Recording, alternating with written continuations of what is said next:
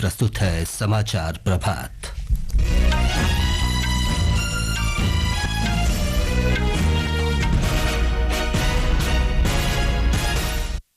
लोकसभा चुनाव के तीसरे चरण का प्रचार अभियान तेज।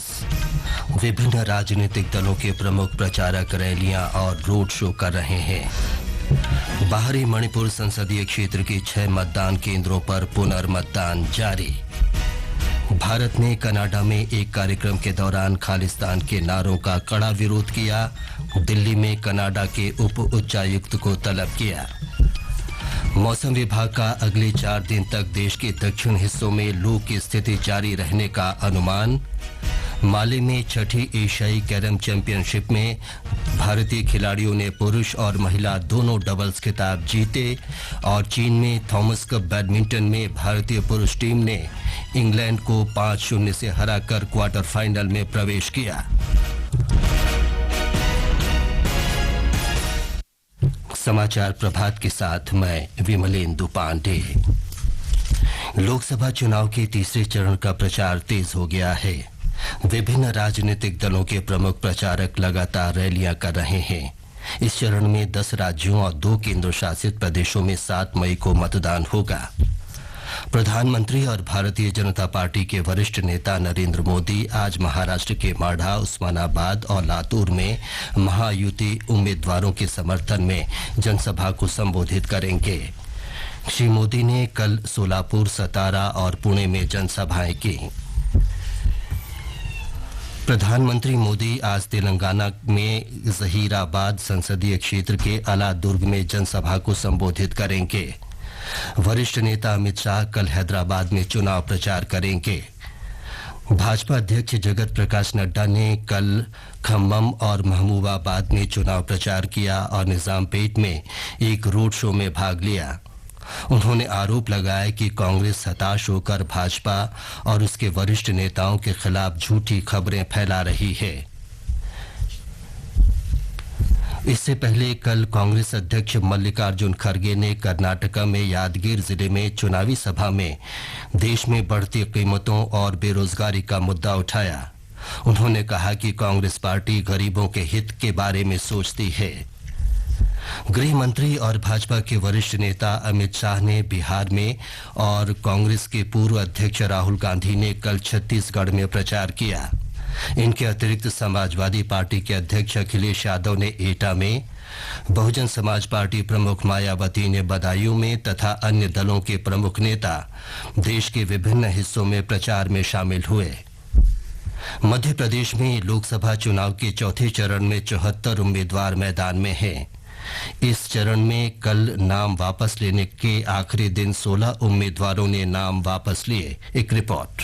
मध्य प्रदेश में नाम वापसी में सबसे चौंकाने वाला नाम इंदौर के कांग्रेस उम्मीदवार अक्षय कांति बम का रहा। उन्होंने न केवल नाम वापस लिया बल्कि कांग्रेस से त्यागपत्र देकर भाजपा की सदस्यता भी ले ली। चौथे चरण में देवास, उज्जैन, मंदसौर, रतलाम, धार, इंदौर, खरगोन और खंडवा में 13 मई को मतदान होगा। मतगणना 4 जून को होगी। वहीं मध्य प्रदेश में अब तक 21 करोड़ रुपए की नकद राशि सहित करीब 258 करोड़ रुपए मूल्य की विभिन्न सामग्री जब्त की गई है। इसमें 37 करोड़ रुपए से ज्यादा की शराब और 23 करोड़ रुपए के ड्रग्स शामिल हैं। मध्य प्रदेश में चुनाव प्रचार भी चरम पर है। केंद्रीय रक्षा मंत्री राजनाथ सिंह आज खंडवा और बड़वानी में प्रचार करेंगे, जबकि वरिष्ठ कांग्रेस नेता राहुल गांधी भिंड में पार्टी के लिए जनता का समर्थन मांगेंगे। संजीव शर्मा, आकाशवाणी समाचार, भोपाल।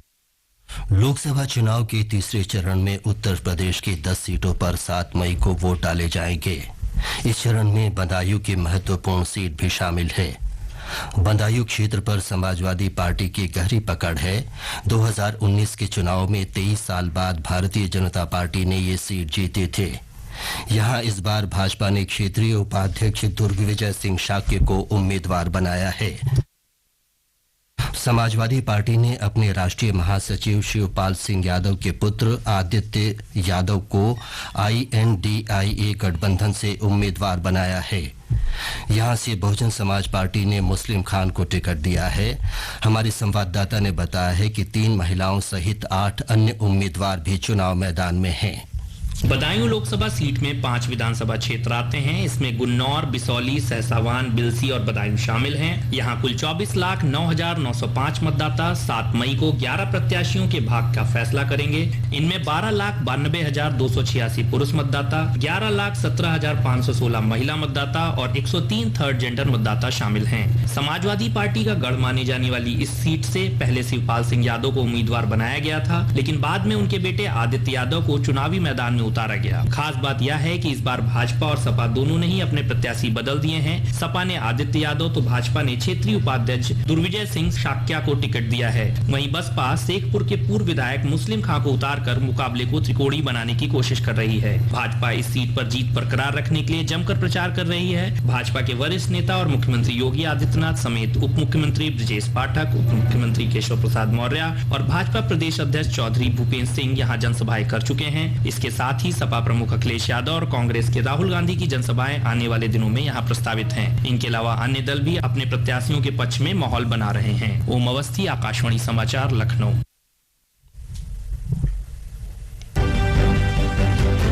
लोक निर्णय 2024 आम चुनावों पर विशेष कार्यक्रम हर शाम 7 बजे से और पुनः प्रसारण रात 9:30 बजे से आकाशवाणी गोल्ड पर। चुनावी गतिविधियों की खबर, देश के हर अंचल पर नजर, विशेषज्ञों की राय और विश्लेषण। दुनिया के सबसे बड़े लोकतंत्र के चुनावी पर्व में सुनिए लोक प्रसारक के साथ लोक निर्णय 2024। मणिपुर में बाहरी मणिपुर संसदीय क्षेत्र के 6 मतदान केंद्रों पर आज पुनः मतदान करवाया जा रहा है। उखरुल जिले में 5 मतदान केंद्रों और सेनापति में 1 केंद्र पर सुबह 7 बजे से मतदान शुरू हुआ। ये शाम 4 बजे तक चलेगा। इन केंद्रों पर 26 अप्रैल को वोट डाले गए थे, लेकिन निर्वाचन आयोग ने इसे निरस्त करते हुए फिर से मतदान के आदेश दिए। ये समाचार आकाशवाणी से प्रसारित किए जा रहे हैं। पर्वों और उत्सवों का देश है भारत। अब समय है देश के सबसे बड़े पर्व और उत्सव का। आने वाले लोकसभा चुनाव के पर्व को मनाएं उमंग और उत्साह से। वोटर लिस्ट में अपना नाम जांचने के लिए प्ले स्टोर या एप्पल स्टोर में जाएं और वोटर हेल्पलाइन ऐप डाउनलोड करें या फिर elections24.eci.gov.in पर जाएं। लोकतंत्र के इस महापर्व में हर वोट कीमती है, इसलिए वोट डालना न भूलें। चुनाव का पर्व, देश का गर्व। समाचार प्रभात में आपका फिर स्वागत है। प्रधानमंत्री नरेंद्र मोदी ने कहा है कि सरकार ने गरीबों को सशक्त बनाया है और 25 करोड़ लोगों को गरीबी रेखा से बाहर निकाला है। उन्होंने कहा कि उनकी रणनीति गरीबों को सशक्त बनाने की है। एक प्राइवेट टीवी चैनल को दिए इंटरव्यू में प्रधानमंत्री ने कहा कि देश ने 30 साल तक गठबंधन सरकारों के दौरान अस्थिरता देखी है। श्री मोदी ने कहा कि आज भारत पर दुनिया का भरोसा बढ़ा है, क्योंकि 140 करोड़ देशवासियों ने एक स्थिर, मजबूत और स्पष्ट बहुमत की सरकार बनाई है। भारत ने कनाडा में एक कार्यक्रम में खालिस्तान के नारों का कड़ा विरोध किया है। इस कार्यक्रम को कनाडा के प्रधानमंत्री संबोधित कर रहे थे। विदेश मंत्रालय ने इस संबंध में नई दिल्ली में कनाडा के उप उच्चायुक्त को तलब किया। मंत्रालय ने कहा कि इस आयोजन में इस तरह की अलगाववादी गतिविधियों को जारी रखने की अनुमति देने पर भारत ने गहरी चिंता और कड़ा विरोध व्यक्त किया है।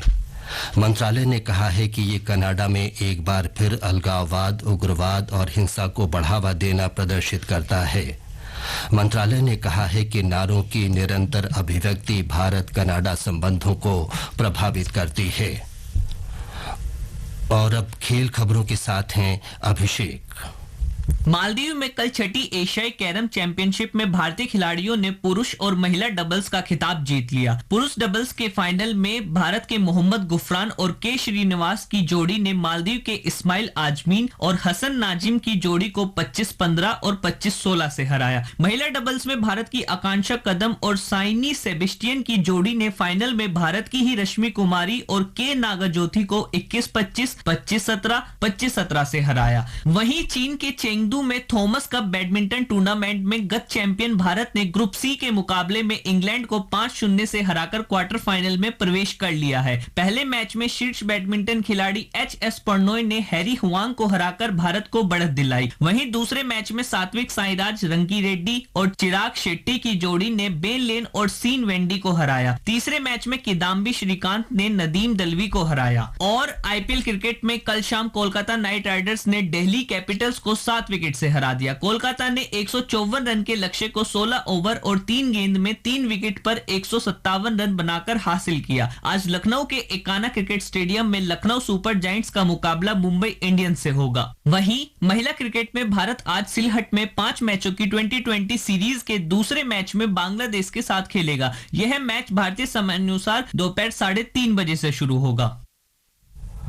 मौसम विभाग ने तेलंगाना, कर्नाटक, आंध्र प्रदेश और पुदुचेरी सहित लगभग समूचे दक्षिणी हिस्से में अगले 4 दिन लू जैसी स्थिति बने रहने का अनुमान व्यक्त किया है। मौसम विभाग के वरिष्ठ वैज्ञानिक आर.के. जैनामणि ने बताया कि देश के पूर्वी हिस्से में अगले 2 दिन अधिकतम तापमान में करीब 2 डिग्री और मध्य भारत में तापमान में 2 से 4 डिग्री सेल्सियस की बढ़ोतरी का अनुमान है। पूर्व तटीय भारत का इलाका का बात करें तो जो बंगाल, बिहार, झारखंड, उड़ीसा, रायलसीमा ये सब जगह में हीट वेव जारी है। मेनली जो हमारा वेस्ट बंगाल एरिया है, चाहे स्वाभिमान वेस्ट बंगाल हो, गैंगेटिक वेस्ट बंगाल हो, सारा क्षेत्र में जो अति उष्ण लहर प्रकोप जारी है। दक्षिण भारत का बात करें तो रायलसीमा, तेलंगाना, कोस्टल आंध्र प्रदेश में तापमान ज्यादा चल रहा है। और अगर पश्चिम भारत का बात करें तो जो गुजरात का जो कच्छ इलाका है वहाँ भी हीट वेव चल रहा है, तो उसके लिए भी ऑरेंज कलर 2 दिन है। विश्वविद्यालय अनुदान आयोग राष्ट्रीय पात्रता परीक्षा यूजीसी नेट अब इस वर्ष 18 जून को होगी। पहले ये 16 जून को आयोजित होने थे। विश्वविद्यालय अनुदान आयोग ने उम्मीदवारों की प्रतिक्रिया के बाद ये फैसला किया है। यूजीसी नेट विश्वविद्यालयों और कॉलेजों में जूनियर रिसर्च फेलोशिप तथा सहायक प्रोफेसर की नियुक्ति के लिए पात्रता परीक्षा होती है। ये समाचार हमारी वेबसाइट newsonair.gov.in/hindi पर भी उपलब्ध हैं। और अब समाचार पत्रों की सुर्खियों के साथ हैं निखिल कुमार। धन्यवाद विमलेंदु। चुनावी सरगर्मियां अखबारों के मुखपृष्ठ पर छाई हुई हैं। केंद्रीय गृह मंत्री और भारतीय जनता पार्टी के वरिष्ठ नेता अमित शाह के फर्जी वीडियो मामले पर जनसत्ता की सुर्खी है, पूछताछ के लिए तेलंगाना के मुख्यमंत्री रेवंत रेड्डी तलब। पुलिस ने चुनाव नतीजों को प्रभावित करने की कोशिश सहित विभिन्न धाराएं लगाई। राजस्थान पत्रिका की बड़ी खबर है, सूरत के बाद अब इंदौर में कांग्रेस प्रत्याशी नामांकन वापस लेकर भाजपा में। भाजपा ने बताया मोदी की गारंटी, कांग्रेस ने दबाव की राजनीति। दिल्ली के मुख्यमंत्री अरविंद केजरीवाल की गिरफ्तारी से दिल्ली सरकार की स्थिति पर उच्च न्यायालय की टिप्पणी पर नव भारत टाइम्स लिखता है, सीएम पद पर बैठे शख्स की गैर मौजूदगी ठीक नहीं। संदेश खाली मामले में सीबीआई जांच के खिलाफ पश्चिम बंगाल सरकार की याचिका पर सर्वोच्च न्यायालय की टिप्पणी पर अमर उजाला की सुर्खी है, चंद व्यक्तियों को बचाने के लिए राज्य सरकार याचिकाकर्ता क्यों। सुनवाई ग्रीष्म अवकाश के बाद तक स्थगित। दैनिक जागरण की खबर है, ब्याज वसूली के अनुचित तरीकों के प्रयोग पर भारतीय रिजर्व बैंक चिंतित। केंद्रीय बैंक ने ऋणदाताओं से प्रक्रिया में सुधार करने और वसूले गए अतिरिक्त शुल्क को वापस करने का निर्देश दिया। हिंदुस्तान तैयारी शीर्षक से लिखता है, एक पॉलिसी में कई तरह की बीमा सुरक्षा का लाभ मिलेगा, गांव समेत देश की ज्यादा आबादी तक मुहैया कराना इस पॉलिसी का मकसद। 500 रुपए में स्वास्थ्य कवर और 100 रुपए के प्रीमियम में व्यक्तिगत दुर्घटना कवर मिल सकता है। नव भारत टाइम्स का कहना है, एनपीएस ने कमाई में म्यूचुअल फंड को पीछे छोड़ा। एनपीएस इक्विटी फंड्स पिछले 10 साल में लार्ज कैप और म्यूचुअल फंड कैटेगरी को लगातार पीछे छोड़कर आगे। मैनेजमेंट फीस के जाल से बचाता है एनपीएस। मेडिकल पत्रिका लेंसेट के शोध के हवाले से राजस्थान पत्रिका का शीर्षक है, लंबे समय तक प्रदूषित हवा में रहने से टाइप 2 मधुमेह का खतरा। अंत में मुख्य समाचार एक बार फिर। लोकसभा चुनाव के तीसरे चरण का प्रचार अभियान तेज, विभिन्न राजनीतिक दलों के प्रमुख प्रचारक रैलियां और रोड शो कर रहे हैं। बाहरी मणिपुर संसदीय क्षेत्र के 6 मतदान केंद्रों पर पुनर्मतदान जारी। भारत ने कनाडा में एक कार्यक्रम के दौरान खालिस्तान के नारों का कड़ा विरोध किया।